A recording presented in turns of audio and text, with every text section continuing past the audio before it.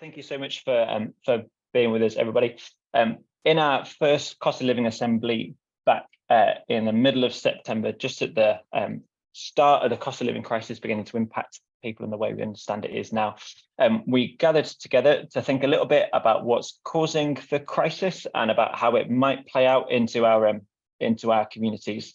And now tonight we're going to take that conversation a step forward through kind of thinking what groups might do to think about how people are responding in each of their communities. So I'm really pleased that we've got Jack Shepherd with us. Jack is a pioneer priest in Upholland and Dalton, and Jack is embedded in his local community. They're doing loads of really exciting stuff. Jack, do you want to explain briefly a bit more who you are and where you come from, what you do? Yeah, fantastic. So I am working as what the parish of Upholland and Dalton are calling a missional priest. So it's a role focused on leading, planting new congregations to reach people who aren't part of a church currently.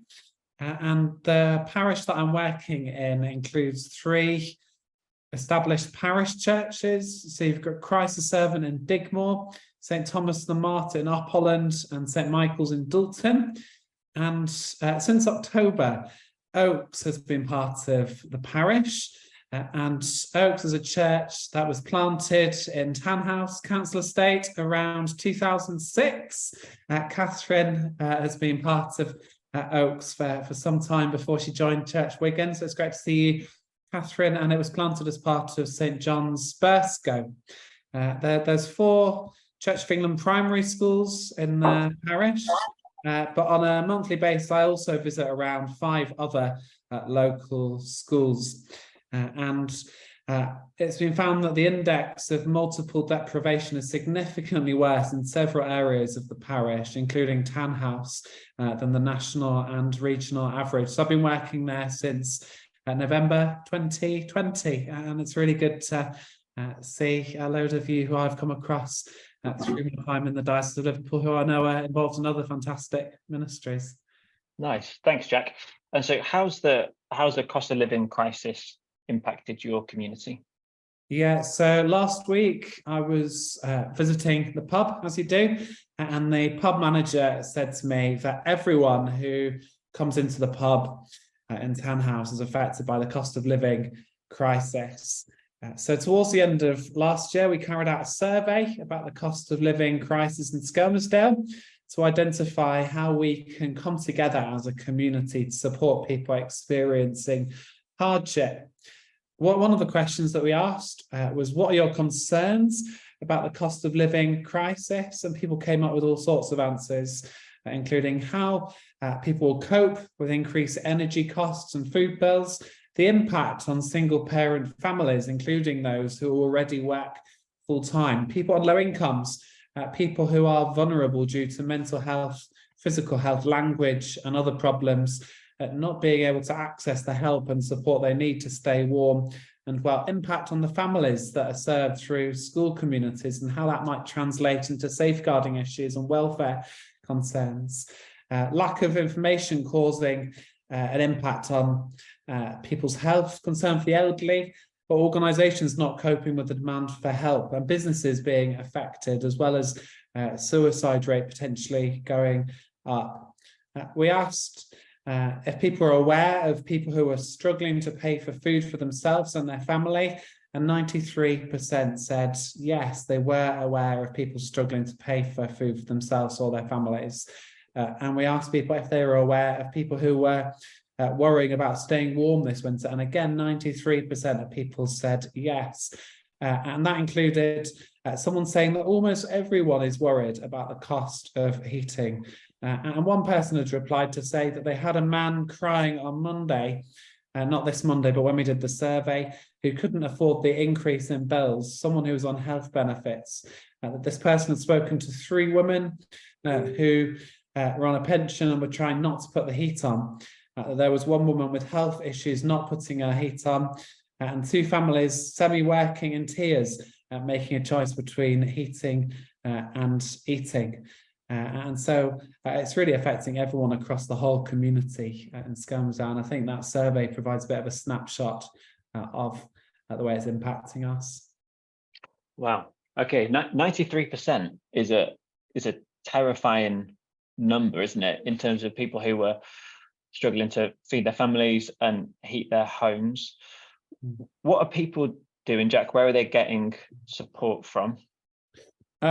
So we've been working with a charity, a national charity called Redeeming Our Communities, which focuses on asset-based community development. So we've been focused on bringing organisations and groups from across the whole town to work together. And we had a meeting in autumn, which James kindly came along to, discussing how together as groups and organisations across the community we can respond.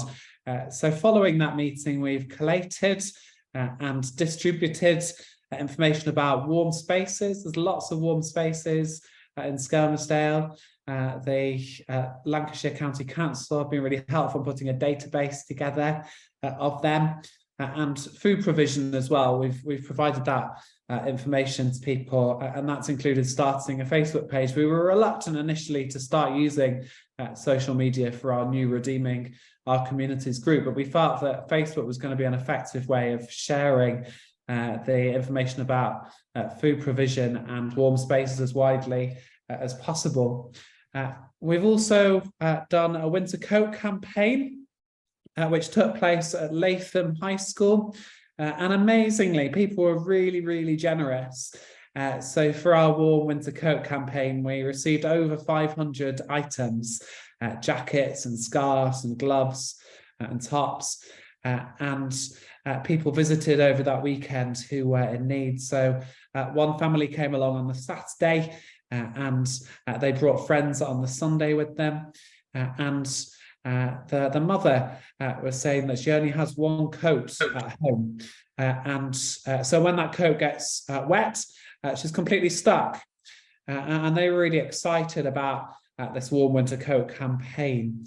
And we recognised that we probably saved them hundreds of pounds in what they were able to collect from us. And all the items would have been distributed through partnership with a local charity. Warm spaces as well, which we're going to focus on. So there's warm spaces that have been opened across the parish, but one that I've been particularly involved in is Oak House. So that's every Monday at 12 till 2, and we provide a hot meal and hot drinks.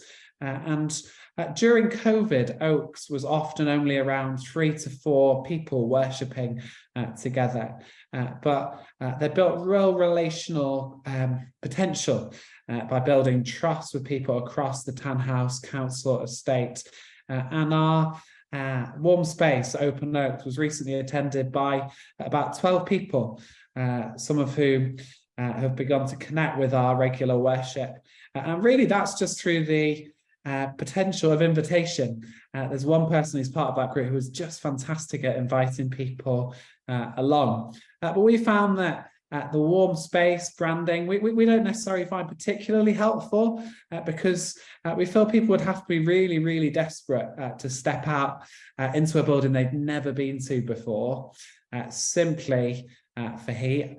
I'm not saying that that wouldn't happen, and I'm sure it does happen in places, whereas for us, we found it's much more about communities. There's one person, I did a funeral for his wife last year, and I think he's found it a real lifeline, having a place that you can go to each week to have people to talk with. There's a real lack of community cohesion in our town, and it's helped to counter and to overcome that. And it's provided people opportunities to get stuck in and to use their gifts to serve practically. So yesterday morning, a group of us, including the gentleman that I was just talking about, we started decorating a sensory room upstairs at Oak House to help it be possible for families to visit more accessibly in the future. And just being there, once when we had our lunch, I received a phone call from a family who desperately needed toys for Christmas and food for Christmas. And through partnership with the local charity that collected all of our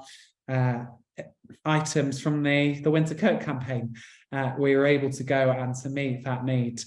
So being present at Oak House and the relational trust that they built over many years has provided opportunities for us to serve in other ways in that community. Nice, thanks, Jack. And when people come to the Oaks for the warm space, what happens there? Brilliant question, thank you. So when people arrive from about 12 to 12:30, we just have space to chill out and to have a hot drink, space to chat and to be listened to, and then we'll have a hot meal. We typically have soup, which has provided one of the people who started attending recently that would be built trust with over several years, but who had lost touch with over COVID. She has been making the soup recently because that's something that she really enjoys doing. And then there's just space people to continue to chat until we wrap up at about 2:00. I've noticed that there's often a lot of overflow from that, so I usually try and avoid booking anything into my diary immediately after. Nice, thanks, Jack. And so one of the features of the cost of living crisis has been the way it's kind of turned the pressure up on households across the board, and that means that as churches and charities, we can respond in a whole load of different ways, doesn't it, to meet the needs of our community. So how did you decide that a warm space was one of the ways that you were going to respond? So having carried out the survey and the meeting in autumn, we felt that warm spaces was going to be a key way that we can meet people's needs in this cost of living crisis. We were really inspired by the National Warm Spaces campaign, having been along to one of their online events early in autumn.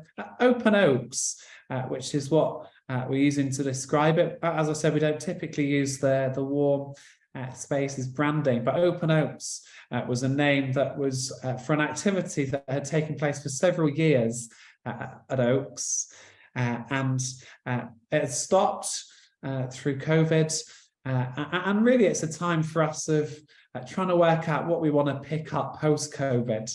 It's not going to be a straightforward time. A lot of our leaders at Oaks have been sent out and released into other exciting ministries. And so things at Oaks aren't going to look exactly the same as they did. But we felt that it was a time to restart that important ministry. We always pray before Open Oaks takes place, and that's really helped to guide us.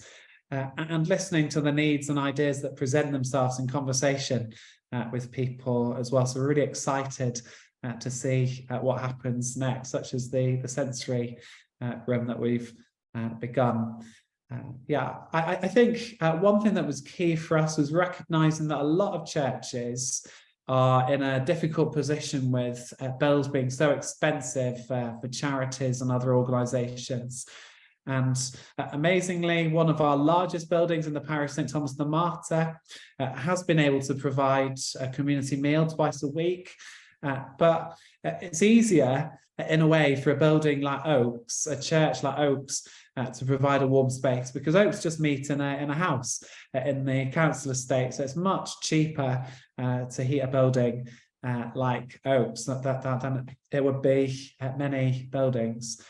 So it makes sense really for a warm space to happen in that kind of facility. Nice one, fantastic. Jack, thank you so much for talking us through so many of the different things that Oaks are doing, and for the way that you're running the warm space. Hopefully at the end there might be time for a few questions if anyone's got anything they'd like to know more about. So if you could pop it in any questions you've got in the chat, and then we'll come back. We'll ask Jack those later on.